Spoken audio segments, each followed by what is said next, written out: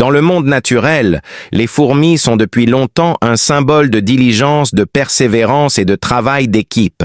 Mais parmi les innombrables espèces de fourmis qui vivent sur Terre, il y en a une dont l'apparence fait lever les sourcils de surprise à quiconque la voit pour la première fois.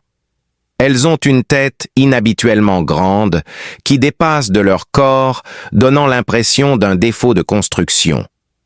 Mais non, ce n'est pas un défaut, c'est le trait évolutif le plus proéminent de l'espèce de fourmi communément appelée fourmi légionnaire. Fourmi à grosse tête.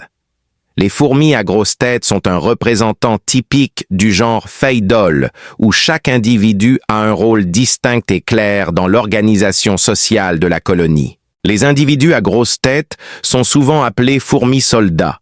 Ils ne cherchent pas de nourriture, mais sont de véritables guerriers, gardant l'entrée du nid, protégeant la colonie des envahisseurs et utilisant leurs mandibules extrêmement puissantes pour découper la nourriture ou écraser les obstacles sur leur chemin si nécessaire. À côté de celles-ci se trouvent les fourmis ouvrières, des individus plus petits et plus agiles, qui se spécialisent dans la recherche de nourriture, le soin des œufs et de la reine, et le nettoyage du nid. En même temps, c'est la force opérationnelle principale qui aide à maintenir le rythme de la vie au sein de la colonie de fourmis. Fait intéressant, les fourmis à grosse tête vivent souvent juste à côté des établissements humains. Vous pouvez les trouver dans les parcs herbeux, les trottoirs bordés d'arbres, les parterres de fleurs et même le long des routes où de longues files de fourmis se suivent comme une armée mystérieuse, calme et organisée. C'est justement à cause de cette proximité que beaucoup de personnes qui rencontrent le monde des insectes pour la première fois ont rencontré par hasard cette espèce étrange de fourmis. Et grâce à cela, la curiosité s'est peu à peu éveillée. Pourquoi ont-ils une si grosse tête? Comment vivent-elles? Et que se cache-t-il sous cette petite mais puissante carapace? Dans cette série de vidéos, Tutu vous emmènera dans un véritable voyage où elle construira directement un petit système de réservoir écologique pour élever et observer le cycle de vie complet et le comportement social d'une petite colonie de fourmis à grosse tête. Immédiatement après l'ouverture du couvercle du tube à essai, les premières fourmis ouvrières ont commencé à quitter leur ancienne demeure. Pas de bousculade, pas de chaos, mais une marche en file indienne pas après pas. Certains se dirigent directement vers l'entrée que nous avons préparée, tandis que d'autres se tournent dans une autre direction pour explorer. Chaque mouvement est très délibéré, très rythmique, et cela me rend plus excité que jamais. Accepteront-ils la maison que nous leur créons? Le lendemain matin, alors que la lumière commençait à peine à filtrer dans le vivarium, je me suis approché et j'ai immédiatement remarqué que quelque chose avait changé. Le tube à essai est maintenant vide, toute la colonie de fourmis a quitté son ancien domicile. Mais ce qui m'a surpris, ce n'est pas la rapidité du déménagement, mais l'endroit qu'elles ont choisi. Ce n'était pas un petit trou que j'avais prédécoupé, mais un endroit complètement différent, juste sous la base du petit aralia à 5 feuilles que j'avais placé dans le terrarium pour la décoration. Là, une petite butte de terre s'élevait. Le signe distinctif du nid de fourmis est sa structure parfaitement dimensionnée, discrète et enfermée, nichée parmi les racines entrelacées des arbres. Elles avaient discrètement creusé leur nid ici, en une seule nuit. Et il faut dire que c'était un choix judicieux. Le tronc d'arbre aide non seulement le nid à éviter la lumière directe du soleil et les fluctuations de température, mais le système racinaire offre également une stabilité naturelle, aidant à réguler l'humidité et à protéger le nid des impacts physiques. À partir de ce moment-là, je savais que le voyage des individus à gros cerveau explorant le monde avait véritablement commencé. En observant de plus près la colonie de fourmis à grosse tête dans le réservoir de l'écosystème, j'ai progressivement découvert quelque chose d'étrange. Bien que le groupe 9 soit fermement installé juste sous le coin du rosier, à 5 feuilles de petits monticules de terre, commençaient à apparaître aux 2 coins les plus éloignés de la mare. Les signes familiers indiquent qu'ils sont en train de creuser un nid. Cela ne manque pas de me surprendre. Chez de nombreuses autres espèces de fourmis, le nid est une masse unifiée. Mais chez les fourmis à grosse tête, il semble que l'expansion de leur territoire soit une stratégie soigneusement calculée. La vérité est qu'elles ne construisent pas des nids au hasard. Chaque monticule de terre est positionné de manière stratégique, étroitement lié au point de mouvement à l'intérieur du réservoir. Je commence à comprendre que les fourmis à grosse tête sont en train de construire un système ancestral interconnecté à travers des tunnels souterrains. Il n'y avait pas de voie, pas de carte, mais toute la colonie de fourmis travaillait en parfaite harmonie comme si un architecte invisible coordonnait depuis l'arrière. Et puis j'ai soudain compris que ce n'était plus seulement une colonie de fourmis, mais une société miniature fonctionnant à sa manière unique. Dans la zone centrale du réservoir où la surface vide semblait insignifiante, se trouvait en fait l'endroit le plus fréquenté par les fourmis qui passaient. Au début, je pensais simplement que c'était la zone où différentes directions se croisaient. Mais plus j'observais, plus je devenais convaincu que juste sous cette fine couche de terre, les fourmis construisaient un chemin reliant le nid principal au nid satellite. Bien que cela ne soit pas visible à l'œil nu, le rythme des mouvements, la fréquence des activités et les intersections des directions l'indiquent. Ce qui m'a le plus surpris, c'est que toutes ces décisions de construction ne nécessitent aucun chef. Chaque fourmi individuelle ne fait que de très petites tâches, creuser une section, porter un peu de terre, marcher sur un chemin familier. Mais quand des centaines de milliers d'individus se coordonnent, un système complexe se crée presque à la perfection. Les fourmis n'ont pas un cerveau aussi gros que celui des humains, mais elles savent comment concevoir des chemins en fonction du terrain, éviter les endroits dangereux, utiliser l'ombre et les feuilles sèches, et même utiliser les racines des arbres pour créer un soutien supplémentaire pour leurs tunnels. Ici, les fourmis à grosse tête ne cherchent pas seulement un endroit où vivre, ils choisissent des emplacements stratégiques. La preuve en est qu'ils choisissent des endroits avec une couverture d'arbres, un sol modérément mou, et surtout ceux entourés de racines d'arbres. Pourquoi? Parce que c'est plus sûr, plus stable et mieux à même de résister aux impacts externes. Ce choix n'était pas du tout aléatoire, mais le résultat d'un processus d'exploration, d'expérimentation et d'évaluation de l'ensemble du troupeau. Quand on pense que les animaux ne vivent que par instinct, les fourmis à grosse tête montrent qu'elles peuvent analyser les risques et choisir l'option la plus sûre pour toute la colonie. Fait intéressant, les fourmis ne commencent à construire leur nid qu'après avoir terminé leurs itinéraires de voyage et assuré une source de nourriture facilement disponible dans les environs. Cela signifie que le nid n'est pas le point de départ, mais la destination finale du processus d'établissement d'un environnement de vie.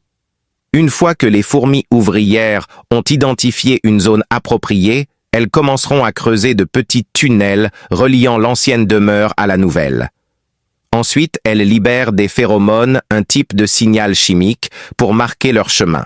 Lorsque la route est renforcée et que le niveau de phéromones est stable, la nouvelle colonie de fourmis se déplace simultanément. Et ce mouvement s'est produit presque simultanément. Aucun enfant n'est laissé pour compte, personne ne se perd. Tout s'est déroulé sans problème et avec une précision étonnante. Non seulement la route relie le nid au nid, mais les fourmis à grosse tête ont aussi des haltes de repos en cours de route. Là, quelques individus déposent temporairement le morceau de nourriture en attendant que des coéquipiers arrivent pour les aider. Parfois, les fourmis ouvrières ne sont pas assez fortes pour transporter le ver entier, alors elles le découpent, chaque fourmi portant un morceau et le transmettant. Ces arrêts servent de station de transfert à la fois pour réduire la congestion et pour coordonner la main-d'œuvre. Dans une communauté où personne ne parle à personne, il n'y a pas de message, pas de commandant, et tout le monde sait exactement quoi faire, quand le faire et où le faire. Cela me fait vraiment les admirer. Il y a même des individus qui semblent ne rien faire d'autre que de rester immobiles. Mais regardez bien, ils se tiennent au nœud où les chemins se croisent. Quand un autre individu passe, ils se touchent à les antennes et peuvent transmettre de nouveaux signaux de phéromones. Ces gardiens silencieux sont en fait le système de navigation central qui aide la colonie de fourmis à mettre à jour les informations et à ajuster le comportement collectif. La division du travail dans cette société est si claire que je me demande parfois si ce n'est pas un modèle miniature d'un pays. Elles ont un territoire, des stations de transfert, des routes vitales, des unités de combat de fourmis soldats, des unités de transport des fourmis ouvrières, des fourmis de communication des fourmis gardiennes, et une politique diplomatique plutôt sage qui évite les conflits, privilégie la stabilité et n'étend le territoire que lorsque les ressources sont suffisamment solides. Après près de 2 semaines d'observation, j'ai réalisé que les fourmis à grosse tête ne sont pas une espèce hâtive. Elles sont très patientes, elles s'étendent pas à pas, sans jamais dépasser leur contrôle. S'ils n'ont pas assez de main-d'œuvre, ils réduiront leurs opérations. Si le chemin est bloqué, ils n'essaient pas de percer, mais font demi-tour pour trouver une autre option. Dans chaque action, la prudence est toujours primordiale, et c'est précisément cela qui les aide à survivre, à s'adapter et à prospérer, même dans des environnements artificiels comme les aquariums en verre. Après s'être installés et avoir terminé le parcours de voyage, les fourmis à grosse tête ont commencé la phase suivante, trouver et transporter de la nourriture. C'est le moment où la coordination miraculeuse de toute la communauté se manifeste le plus clairement. J'ai testé cela en plaçant 2 types de nourriture dans le réservoir, un biscuit sucré, représentant la nourriture grasse et sucrée, et un verre de farine, représentant la nourriture grasse et riche en protéines. La réaction des fourmis à ces 2 types de nourriture était complètement différente, et cette différence m'a ouvert un tout nouveau monde sur la façon dont les fourmis utilisent les phéromones comme une forme de langage chimique. Quand la première fourmi ouvrière a découvert le biscuit, elle s'est rapidement approchée, l'a doucement touché avec ses antennes, l'a soigneusement reniflé, puis est partie. Elle ne transporte rien et ne touche pas les autres individus. Mais quelques minutes plus tard, des dizaines d'autres fourmis ont afflué dans la zone. Ils venaient de différentes directions plus vite, avec un rythme plus pressé. Certains d'entre eux se sont même mis à tourner sur eux-mêmes, comme s'ils essayaient de localiser précisément la source de leur nourriture et ont poussé des cris. Ils savaient déjà de loin qu'il y avait un appât. Après un moment, la zone couleur biscuit est devenue bondée. Cependant, la chose étrange est que de nombreuses fourmis s'approchaient, mais ne trouvaient pas l'emplacement exact de la nourriture. Elles erraient sans but, parfois repartant sans rien rapporter. Ce n'est qu'à la 3e ou 4e tentative que les fourmis individuelles ont finalement commencé à mordre de petits morceaux et à les ramener. À ce moment-là, j'ai soudainement réalisé que le signal de phéromone pour détecter la nourriture ne précise pas l'emplacement exact, mais aide seulement à identifier la zone où se trouve l'appât, ce qui amène la colonie de fourmis à se rassembler et à chercher ensemble. Au contraire, lorsque le verre de farine a été libéré, la réaction a été beaucoup plus forte. Dès que la première fourmi l'a atteint, le chemin est devenu immédiatement très fréquenté. Les fourmis soldats, qui ne font habituellement que monter la garde, ont également commencé à s'approcher. Plus de tâtonnements comme avec les biscuits. Cette fois-ci, les fourmis ouvrières ont coordonné leur transport de manière extrêmement efficace. Mordre, tordre et équilibré. Un groupe de tête suivi par un groupe de soutien derrière. Certains ont même joué un rôle de soutien en aidant tout au long du chemin en se tenant au bas de la pente pour empêcher la nourriture de tomber. Une chose qui m'a particulièrement surpris, c'est que même si la route de transport passait par une pente très dangereuse, où un simple faux pas pouvait faire tomber la nourriture au fond du réservoir, mais au lieu de choisir le détour plus sûr, la colonie de fourmis a choisi le chemin le plus droit et le plus rapide malgré le danger. Peut-être que la vitesse est une question de vie ou de mort pour elles, car si elles sont lentes, l'appât peut être volé ou gâté. Et en effet, il y a eu des moments où la nourriture a glissé des pattes des fourmis et a roulé vers le bas. Mais immédiatement, le signal de phéromone se répand en arrière. Les individus proches de cette zone se sont rapidement rassemblés pour soulever l'appât et le tirer dans une autre direction. Pas de plainte, pas de repos, seulement de la détermination et un esprit d'équipe. À ce moment-là, j'étais certain que les fourmis à grosse tête pouvaient non seulement sentir la nourriture, mais aussi distinguer différents types de nourriture et ajuster leur stratégie en conséquence. Quand il s'agit d'une nourriture légère et sucrée sans concurrence, elles agissent de manière flexible en se dispersant.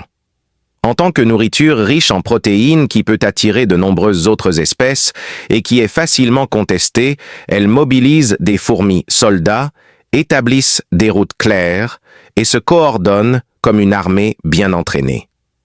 Si vous trouvez ce voyage intéressant, n'oubliez pas de liker, de vous abonner à la chaîne de Toutou et d'activer les notifications pour regarder les prochains épisodes.